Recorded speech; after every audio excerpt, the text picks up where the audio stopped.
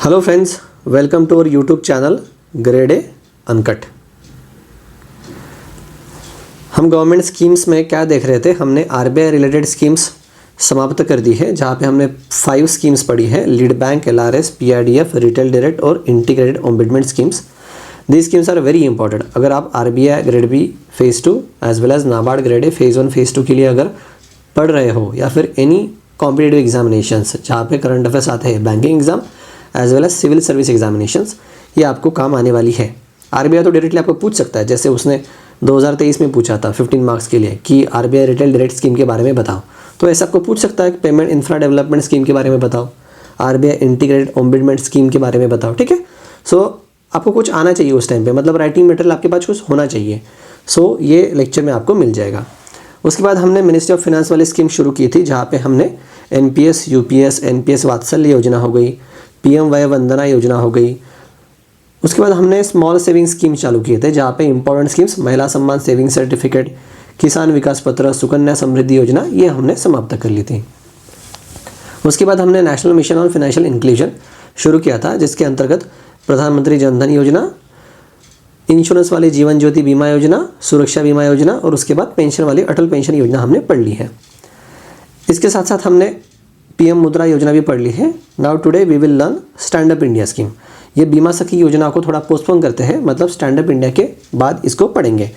बीमा सखी योजना इज़ बेसिकली इंश्योरेंस बेचने वाली स्कीम है। ठीक है, वो एलआईसी की स्कीम है, वो हम बाद में पढ़ेंगे, लेकिन ये थोड़ा इंपॉर्टेंट है स्टैंड अप इंडिया, तो ये पढ़ लेते हैं। मैंने आपको ऑलरेडी भाई बहुत बार बताया है कि national mission on financial inclusion जो 2014 में आया था, उसके 3 पिलर्स थे बराबर, या फिर 3 टेनेट्स। पहला कौन सा था, मैंने आपको बताया था trick, BSF, border security force. B मतलब banking the unbank, securing the unsecured, and F मतलब funding the unfunded. Banking the unbank मतलब जिसके पास बैंक अकाउंट नहीं है उनको बैंक अकाउंट ओपन करवा देना है। इसके लिए स्कीम थी प्रधानमंत्री जनधन योजना। सिक्योरिंग दी अनसिक्योर्ड, अभी कौन सी सिक्योरिटी, 2 सिक्योरिटी, इंश्योरेंस सिक्योरिटी और पेंशन सिक्योरिटी।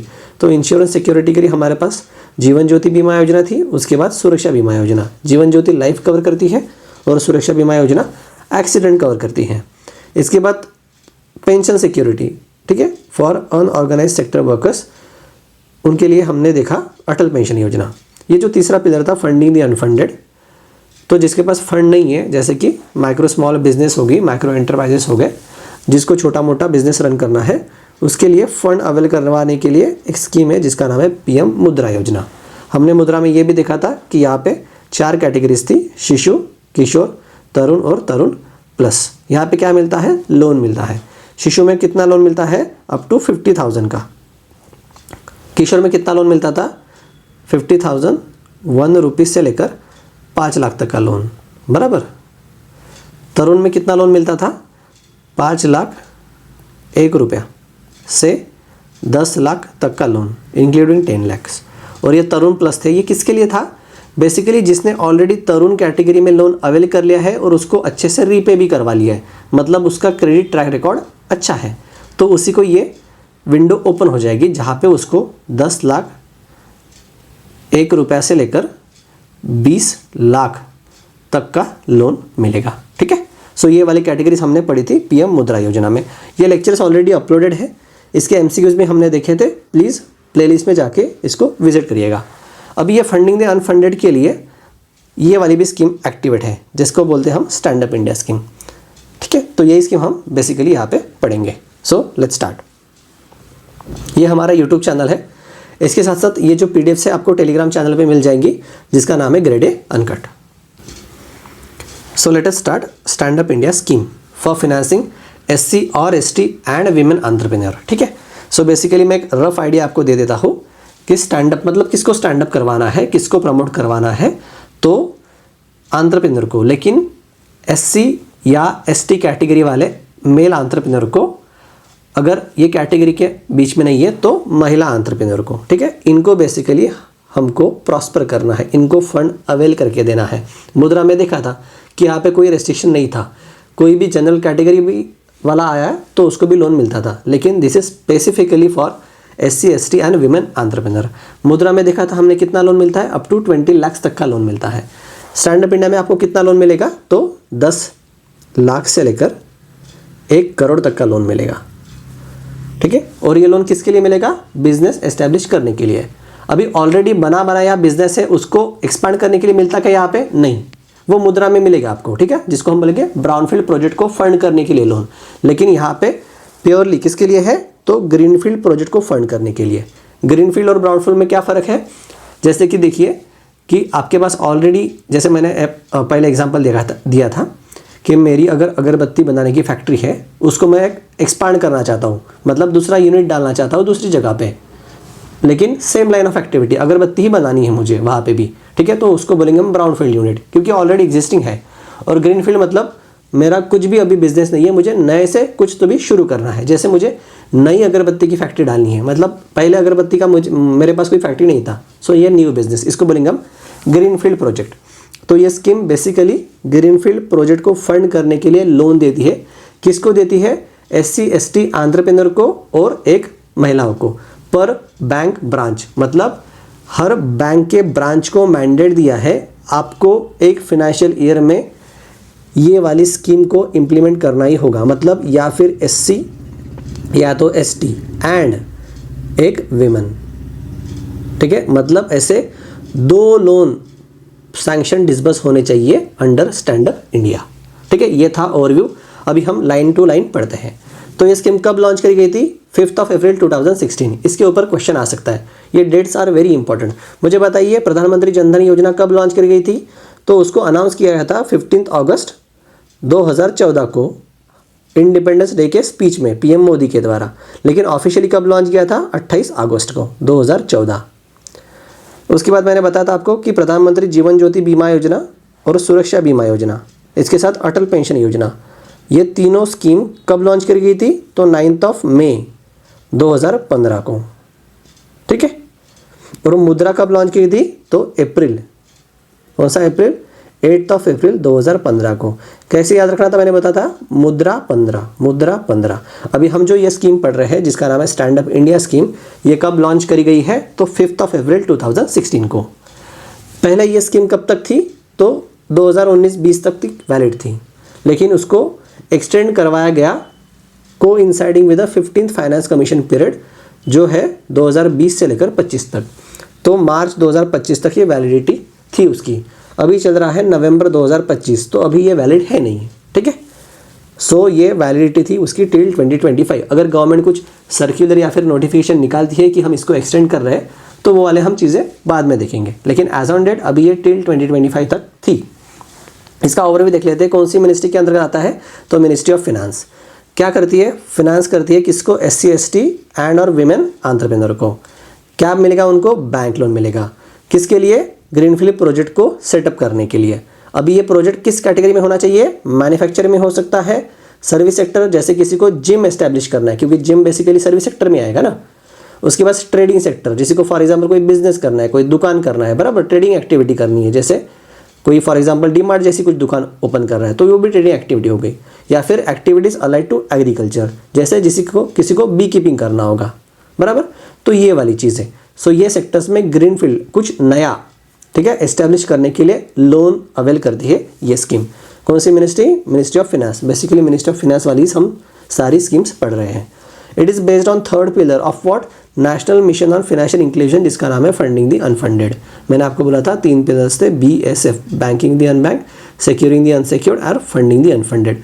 तो ये जो 3rd पिलर है इसी के ऊपर वो बेस्ड है, जैसे मैंने आपको पहले भी बताया था। एम क्या है इसका? To promote entrepreneurship at grass root level, focusing on economic empowerment and job creation, ठीक है। सो आर्थिक समृद्धि हो और जॉब क्रिएट हो, ये इसका एम है। इसलिए यहाँ पे देखिए स्टैंड अप इंडिया का लोगो भी है, मैंने दिया है एंडेवर एंड प्रॉस्पर, मतलब करे प्रयास पाए विकास, ये उसकी टैगलाइन है, ठीक है। अगर आपको पूछा एग्जाम में, क्योंकि सॉइल हेल्थ कार्ड के बारे में पूछा था, स्वस्थ धरा खेत हरा, तो ऐसे स्टैंड अप इंडिया के बारे में आपको पूछ सकता है। क्या है उसका? करे प्रयास पाए विकास। अगर इंग्लिश में बोले तो एंडेवर एंड प्रॉस्पर। ऑब्जेक्टिव क्या है? वही फैसिलिटेट बैंक लोन, 10 लाख से लेकर 1 करोड़ तक का बैंक लोन मिलेगा टू एटलीस्ट 1 SC और 1 ST borrower and at least 1 women borrower पर बैंक ब्रांच, ठीक है। तो SC और ST एंड विमेन, मतलब SC और ST एंड विमेन पर बैंक ब्रांच, किसके लिए? ग्रीनफील्ड एंटरप्राइज को सेटअप करने के लिए। कौन से सेक्टर में? मैन्युफैक्चरिंग सेक्टर, ट्रेडिंग सेक्टर, या फिर सर्विस सेक्टर, या फिर activities allied to agriculture sector.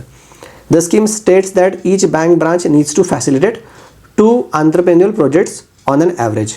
एक किसके लिए? SC या ST के लिए, मतलब इन दोनों में से कोई एक, ठीक है, और एक विमेन एंटरप्रेन्योर के लिए। मतलब मिनिमम इतना टारगेट होना ही चाहिए। अगर ज़्यादा हो रहा है तो कोई दिक्कत नहीं है, ठीक है, मिनिमम तो होना चाहिए। 1 for SC ST, 1 for women entrepreneur. अगर कोई कंपनी है जैसे ABC प्राइवेट लिमिटेड कंपनी, या फिर कोई पार्टनरशिप फर्म है, तो अगर कोई पार्टनरशिप फर्म है तो उनमें जो पार्टनर्स हैं उनकी एटलीस्ट 51 शेयर होल्डिंग को किसने होल्ड करनी चाहिए? तो SC या ST ने, या फिर महिला एंटरप्रेन्योर ने, ठीक है। In case of non individual enterprises at least 51% of share holding and controlling stake should be held by either SC ST और विमेन एंटरप्रेन्योर, ठीक है। जैसे मैंने आपको एग्जांपल बताया है कि अगर कोई भी पार्टनरशिप फर्म है, जैसे कि ABC पार्टनरशिप फर्म समझ लिए, यहाँ पे 3 पार्टनर्स है ABC, ठीक है। ABC में ये SC वाला है, ये ST वाला है, और एक जनरल कैटेगरी वाला है। लेकिन जनरल कैटेगरी की शेयर होल्डिंग 40% है, और इन दोनों की मिला के कितनी है? तो 60% है, मतलब मोर देन 51% है। तो ये वाले एंटरप्राइजेस को वो फंड करेंगे। अगर कोई XYZ पार्टनरशिप फर्म है, यहाँ पे 3 पार्टनर्स है, X, Y और Z, लेकिन Z की शेयर होल्डिंग जो जनरल कैटेगरी वाला है उसकी शेयर होल्डिंग 70% है, और ये SC वाला है और ये ST वाला है, या फिर कोई महिला है और उनकी कंबाइंड शेयर होल्डिंग सिर्फ 30% है, तो इसके लिए एलिजिबल नहीं है। लेकिन अगर ये Z जनरल कैटेगरी वाला है लेकिन ये महिला है, वीमेन है, तो एलिजिबल है, ठीक है। So at least 51% share holding SC ST ने या फिर महिला एंटरप्रेन्योर ने वो हेल्ड करनी चाहिए, कंट्रोल करनी चाहिए। आपको क्या मिलता है यहाँ पे? रुपये डेबिट कार्ड मिलता है for withdrawal of the credit, क्योंकि ये जो लोन मिलेगा आपको 10 लाख से लेकर 1 करोड़ का, ये कंपोजिट लोन होगा। मतलब यहाँ पे टर्म लोन भी मिलेगा और वर्किंग कैपिटल मिलेगा। टर्म लोन और वर्किंग कैपिटल क्या होता है? टर्म लोन कुछ पीरियड के लिए होता है, 2 ईयर्स, 3 ईयर्स, 4 ईयर्स, 5 ईयर्स, बराबर। इसका एक 10 ईयर होता है। और वर्किंग कैपिटल 1 साल के लिए होता है, हर साल वो रिन्यू करना होता है। Working capital is like a credit card, ठीक है। तो इसका यूटिलाइज करने के लिए रुपये डेबिट कार्ड मिलता है। क्या एलिजिबिलिटी है? एक एलिजिबिलिटी तो हमने देखी है, SC या ST या फिर महिला होनी चाहिए, लेकिन एज कितनी होनी चाहिए? 18 ईयर्स और above, greater than or equal to 18 years, मतलब 18 साल कंप्लीट होने चाहिए। Okay, the entrepreneur should either be a women or a person belonging to SC और ST कैटेगरी, है तो हमने देखा ही है। Finance is provided for only greenfield enterprises, ठीक है, ब्राउनफील्ड के लिए नहीं है, ठीक है। कुछ नया कर रहे हो तो ही पैसा मिलेगा। अगर एग्जिस्टिंग आपके पास ऑलरेडी बिजनेस है, उसको आप एक्सपांड कर रहे हो, तो यहाँ ये स्कीम के अंतर्गत नहीं मिलेगा, ठीक है, अलग उसका फाइनेंस होगा। If the applicant is a male, he must be from SC और ST कैटेगरी, बराबर। The applicant must not be in default to any bank और फाइनेंशियल इंस्टीट्यूशन, मतलब उसकी क्रेडिट हिस्ट्री अच्छी होनी चाहिए, सिबिल स्कोर अच्छा होना चाहिए। तो ये हुई एलिजिबिलिटी क्राइटेरिया। उसके बाद क्या मिलता है लोन में? नेचर ऑफ लोन मैंने आपको बोला है कंपोजिट लोन होता है, जहाँ पे टर्म लोन और वर्किंग कैपिटल ये दोनों फैसिलिटी आपको मिल सकती है, या फिर एक एनीवन, मतलब जैसे एप्लीकेंट चाहे वैसी फैसिलिटी मिलेगी। और लोन कितने मिलेगा? 10 लाख से लेकर 100 लाख तक का, मतलब 1 करोड़ तक का। लेकिन आप देखिए यहाँ पे क्या बोल रहा है कि up to 85% of your project cost will be eligible. समझ लीजिए कि मैं बैंक में जाता हूँ इस स्कीम के अंतर्गत और मुझे लोन चाहिए 1 CR का, मतलब 100 लाख का, और मेरी प्रोजेक्ट कॉस्ट भी इतनी है, मतलब मुझे 1 करोड़ की मशीन खरीदनी है। किसके लिए? तो अगरबत्ती बनाने के लिए। तो बैंक बोलेगा भाई ये प्रोजेक्ट कॉस्ट है ना, इसका मैक्सिमम 85% हम लोन दे सकते हैं, और 15% तुमको खुद लाना पड़ेगा। तो 85% मतलब कितना लोन हो गया? वो 85 लाख का लोन हो गया। लेकिन मेरी मशीन तो यार 100 लाख की है ना, 1 करोड़ की है, तो 15 लाख मुझे लाने पड़ेंगे, और उसमें भी ये 15% से 10% मुझे ओन कंट्रीब्यूशन लाना पड़ेगा, मतलब मेरी जेब से आना चाहिए। और ये जो 5% है ये मैं कहीं से भी ला सकता हूँ, मतलब मैं किसी दोस्त से मांग सकता हूँ, या फिर किसी दूसरे बैंक से भी मांग सकता हूँ, या फिर कोई मेरी स्टेट गवर्नमेंट की स्कीम चल रही होगी, या फिर मेरी कोई डिस्ट्रिक्ट इंडस्ट्रियल सेंटर मतलब DIC या फिर जिला उद्योग केंद्र की कोई स्कीम चल रही होगी जो ये 5% को सब्सिडाइज करे या फिर फाइनेंस करे, तो ये भी चलेगा। लेकिन ये जो 10% है ये मुझे खुद के जेब से लाना पड़ेगा, ये मेरा कंट्रीब्यूशन है, ठीक है। तो मेरी प्रोजेक्ट का कॉस्ट कितनी हुई? 100 लाख हो गई, 1 करोड़। लेकिन मुझे लोन कितना मिलेगा? तो 85 लाख मिलेगा, ठीक है। अभी देखिए कि मुझे यहाँ पे देखते हैं कि मुझे 2 करोड़ की रिक्वायरमेंट है। तो बोला है भाई ये स्कीम के अंदर का सिर्फ 10 लाख से लेकर 100 लाख तक का लोन मिलेगा। तो 85% मतलब कितना होता है प्रोजेक्ट कॉस्ट यहाँ पे 170, बराबर 170 लाख का, और यहाँ पे 15% मतलब कितना हो जाएगा 30 लाख का। तो भाई इसके अकॉर्डिंग मुझे 170 लाख का लोन मिलना चाहिए, 85% बोल रहा है तो, लेकिन नहीं, मैक्सिमम कितना मिलेगा 100 लाख मिलेगा। ये तो मुझे खुद लाने ही है, इसके ऊपर जो 70 लाख है वो भी मुझे खुद ही लाना पड़ेगा। तो बेसिकली बैंक सिर्फ 100 लाख तक का लोन ही देगा, ठीक है। भले वो 85% से नीचे आता होगा, लेकिन उसकी एक लिमिट है हाईएस्ट कि वो 100 लाख से ऊपर फंड नहीं करेगा, ठीक है, समझ लिया। सो कंपोजिट लोन जहाँ पे टर्म लोन वर्किंग कैपिटल मिलेगा 10 लाख से लेकर 1 करोड़ तक, representing up to 85% of the project cost. जैसे मैंने पहले एग्जांपल दिया था कि 1 करोड़ का जो था मुझे सिर्फ 85 लाख का ही लोन मिलेगा, मतलब यहाँ पे नहीं, विच एवर इज लोअर है ना वो, इसीलिए। वर्किंग कैपिटल मिलेगा up to 10 lakh may be sanction by way of overdraft. अगर मुझे 10 लाख तक का वर्किंग कैपिटल चाहिए, जैसे 9 लाख का हो गया, तो सिंपल ओवरड्राफ्ट वाली फैसिलिटी के थ्रू सैंक्शन हो जाएगा। अगर 10 लाख से ऊपर मुझे वर्किंग कैपिटल फैसिलिटी चाहिए तो वो CC limit, cash credit limit से सैंक्शन होगा। इतना डिटेल में मत जाइए कि कैश क्रेडिट लिमिट क्या होता है, ओवरड्राफ्ट क्या होता है करके, बेसिकली याद रखना ही है कि दोनों वर्किंग कैपिटल के लिए है। कैश क्रेडिट लिमिट के लिए बस याद रखिएगा कि जो बैंक में काम करता है उसको पता होगा स्टॉक स्टेटमेंट या फिर बुक डेट हर महीने सबमिट करना पड़ता है। इसके हिसाब से आपकी डीपी मतलब ड्राइंग पावर सेट होती है, मतलब लिमिट सेट होती है, आपका स्टॉक है उसके अकॉर्डिंग, ठीक है। कॉम्प्लिकेट चीज़ है, कोई ज़रूरत है नहीं, बस याद रखिएगा कि अप टू 10 लाख के लिए ओवरड्राफ्ट मिलेगा और मोर देन 10 लाख के लिए कैश क्रेडिट लिमिट मिलेगा। आप जब बैंक में काम करोगे या फिर कोई ऑल इंडिया फाइनेंशियल इंस्टीट्यूशन में काम करोगे आपको ये आइडिया आ जाएगा। रुपए डेबिट कार्ड मिलेगा क्योंकि ये पैसा कहाँ से निकालूंगा मैं, तो इसीलिए। उसके बाद मार्जिन मनी, मैंने ऑलरेडी बोला है कि 85% तक का लोन मिलेगा, 15% मार्जिन मनी रहेगा। मार्जिन मनी मतलब मेरा कंट्रीब्यूशन, ठीक है। तो 15% मार्जिन मनी रिक्वायरमेंट रहेगा, can be provided in convergence with eligible central और state scheme.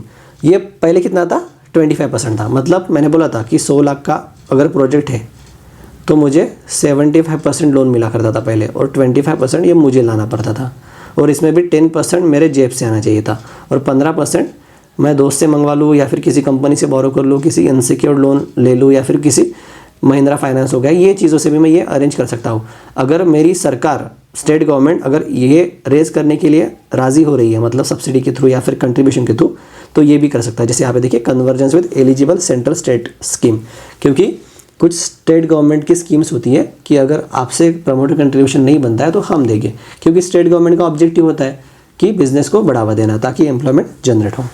And borrower is required to bring in minimum 10% of project cost as a own contribution. ये already मैंने आपको समझा दिया है।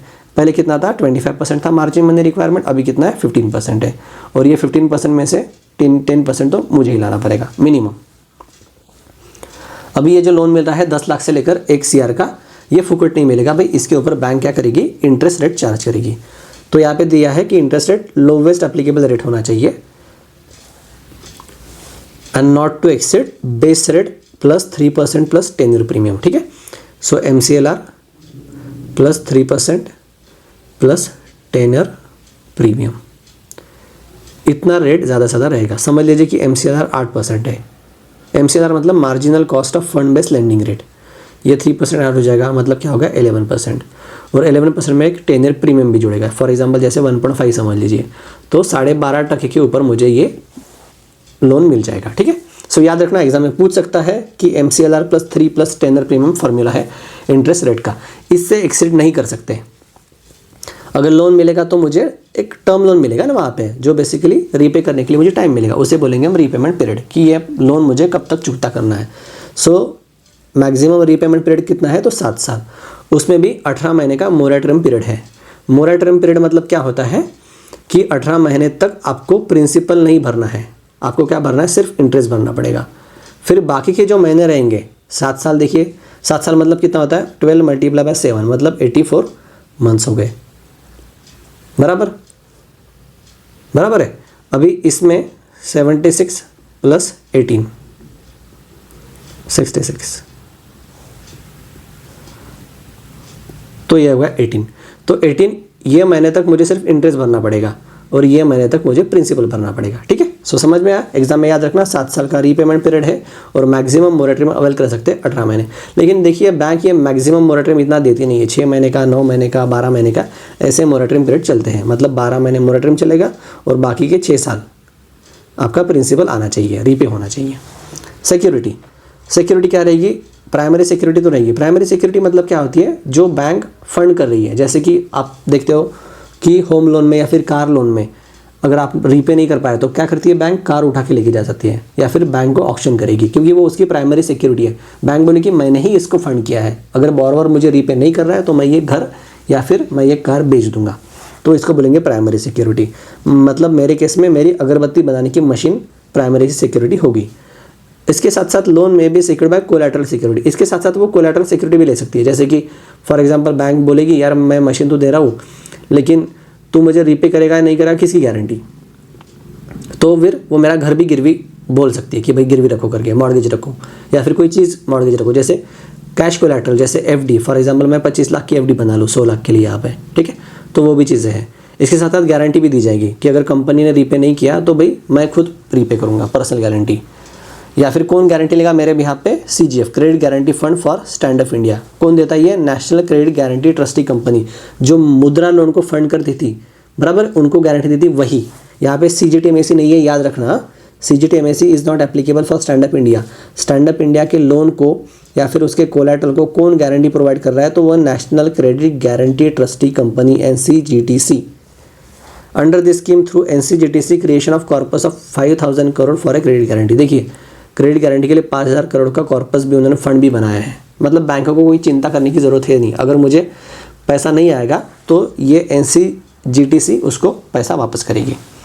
गवर्नमेंट ने कुछ फंड अलॉकेट किया है यहाँ पे, नहीं, गवर्नमेंट ने एक ढेला अलॉकेट नहीं किया है। गवर्नमेंट क्या बोलती है बैंक वालों को कि भाई पर ब्रांच एक SC ST और एक महिला को लोन जाना चाहिए अंडर स्टैंड अप इंडिया। मैं फंड प्रोवाइड नहीं करने वाला हूँ, आपको ही वो बेसिकली टारगेट दिया गया है। Government does not allocate any fund for loans under the scheme. The scheme is operated by all branches of schedule commercial banks in India. जैसे SBI की हो गए या फिर कोई प्राइवेट सेक्टर बैंक, ठीक है, जो कुछ शेड्यूल कमर्शियल बैंक में आएगा RBI के शेड्यूल 2 में, वो सभी बैंक के ब्रांचेस के लिए एप्लीकेबल है। और हर ब्रांच, ठीक है, एक बैंक के लिए टारगेट नहीं है, पर ब्रांच टारगेट है। However refinance facilities available through SIDBI with initial amount of 10,000 crore, ठीक है।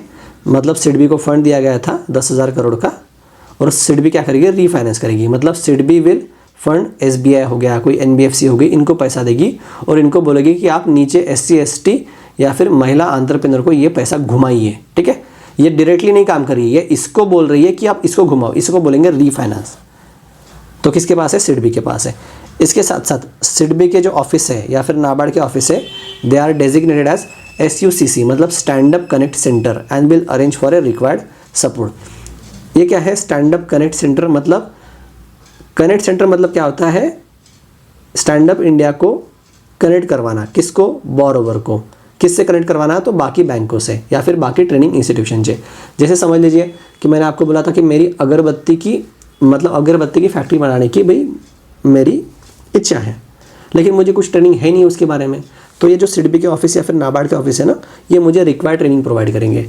तो ये कनेक्ट सेंटर हो गया, मैं इनके पास चले जाऊंगा, फिर ये बोलेंगे अरे यार आप यहाँ से ITI से ट्रेनिंग कर लो, या फिर RCT से, rural self employment training institute होती है, यहाँ से ट्रेनिंग कर लो, ठीक है। फिर ट्रेनिंग होगी, मुझे सर्टिफिकेट मिलेगा और मुझे कोई बैंक से, जैसे SBI हो गया या फिर HDFC हो गया, यहाँ से कनेक्ट किया जाएगा कि भाई इसको लोन प्रोवाइड करवा दो करके।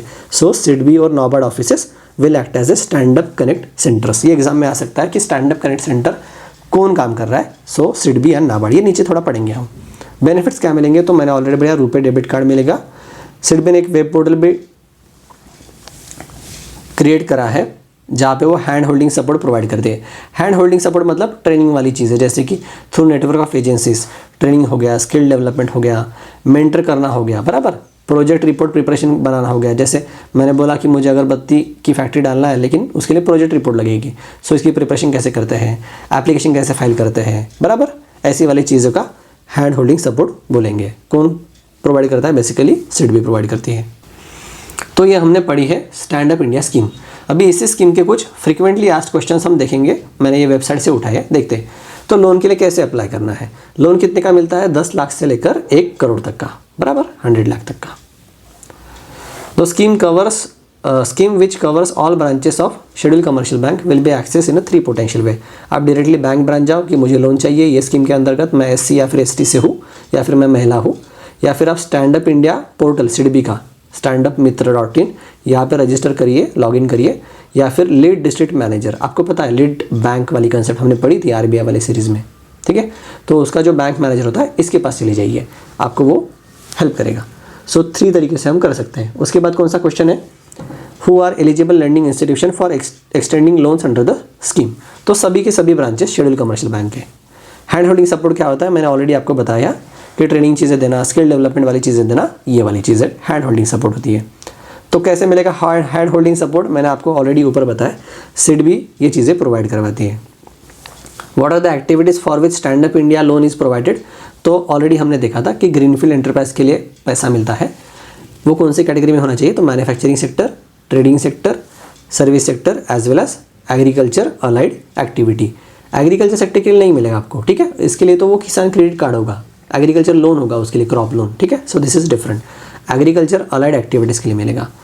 एग्रीकल्चर अलाइड एक्टिविटीज़ कौन सी है, तो यहाँ पे दी गई है पीसी कल्चर, मतलब फिशरी हो गई, बी कीपिंग मधुमक्खी पालन, पोल्ट्री, ठीक है, जैसे चिकन वाली, लाइव स्टॉक जैसे वो पिग वाले होते हैं, या फिर आपको पता है गोट रियरिंग होती है, ग्रेडिंग हो गया, सॉर्टिंग हो गया, एग्रीगेशन एग्रो इंडस्ट्री होगी, डेयरी इंडस्ट्री जैसे दूध बनाना, दूध बनाना, बराबर घी बनाना, फिशरीज़, एग्री क्लिनिक्स हो गए, एग्री बिजनेस सेंटर्स हो गए, फूड प्रोसेसिंग यूनिट्स या फिर एग्रो प्रोसेसिंग यूनिट, मतलब कोई बिस्किट बना रहा है, या फिर कोई दूध से बटर बना रहा है, या फिर कोई दूध से पनीर बना रहा है। सो ऐसी वाली फूड प्रोसेसिंग इंडस्ट्री मुझे अगर एस्टेब्लिश करनी है तो स्टैंड अप इंडिया के अंतर्गत SC ST एंटरप्रेन्योर या फिर विमेन एंटरप्रेन्योर 10 से 100 लाख तक का लोन अवेल कर सकती हैं। स्टैंड अप इंडिया स्कीम है, इसके साथ साथ स्टार्टअप इंडिया स्कीम भी है, ठीक है। स्टार्टअप इंडिया स्कीम कब लॉन्च करी थी, शायद 16 जून 2016 को लॉन्च करी गई थी, ठीक है, इसको देख लेना एक बार। तो स्टैंड अप इंडिया और स्टार्टअप इंडिया में क्या फ़र्क है, तो हमने ऑलरेडी दिया है कि स्टैंड अप इंडिया ये डेडिकेटेड किसके लिए है, SC ST या फिर महिला एंटरप्रेन्योर के लिए। स्टार्टअप में ऐसा कुछ नहीं है, आप कोई भी आप आ सकते हो अगर आप कोई इनोवेटिव या फिर टेक्नोलॉजी वाला काम कर रहे हो तो, ठीक है। और हमने देखा stand up India is for greenfield enterprises, ठीक है, कुछ नया कर रहे हो तो। लेकिन स्टार्टअप में ऐसा नहीं है, new enterprise as well as existing. जैसे कि देखिए जोमेटो भी सेम काम करता है, स्विगी भी सेम काम करता है, बराबर है, जेप्टो भी सेम काम करता है, ब्लिंकिट भी सेम काम करता है। सो एग्जिस्टिंग हो या फिर नई आइडिया हो, वो चलेगा स्टार्टअप में।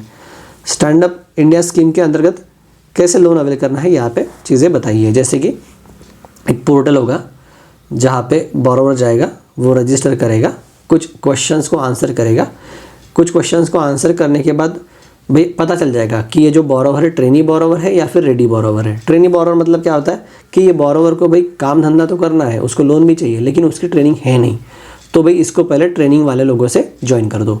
और दूसरा होता है रेडी बोरोवर, मतलब इसको ऑलरेडी पता है कि उसको कैसे बिजनेस रन करना है, इसको ट्रेनिंग देने की ज़रूरत है नहीं, इसको सीधा बैंक से कनेक्ट कर दो, ठीक है, यहीं पे। सो इसीलिए मैंने बोला कि ये स्टैंड अप इंडिया इकोसिस्टम है जहाँ पे कनेक्ट सेंटर्स होंगे, कौन, सिडबी और नाबार्ड। देखिए अभी क्या होता है, मैंने आपको बोला है कि ऑलरेडी हर बैंक ब्रांच एक SC या ST और एक वेमन, इन दोनों को इस स्कीम के अंतर्गत लोन मिलेगा, ठीक है। सो ये कोई लोग यहाँ पे जाएंगे, कोई दूसरे ब्रांच में, कोई तीसरे ब्रांच में और कोई चौथे ब्रांच में। और इसके बीच में कौन होता है, तो लीड डिस्ट्रिक्ट मैनेजर होता है। और lead district manager is a connecting link between the branches as well as SIDBI and NABARD connect centre. तो पता चलेगा कि कौन ट्रेनी बोरोवर है, कौन रेडी बोरोवर है।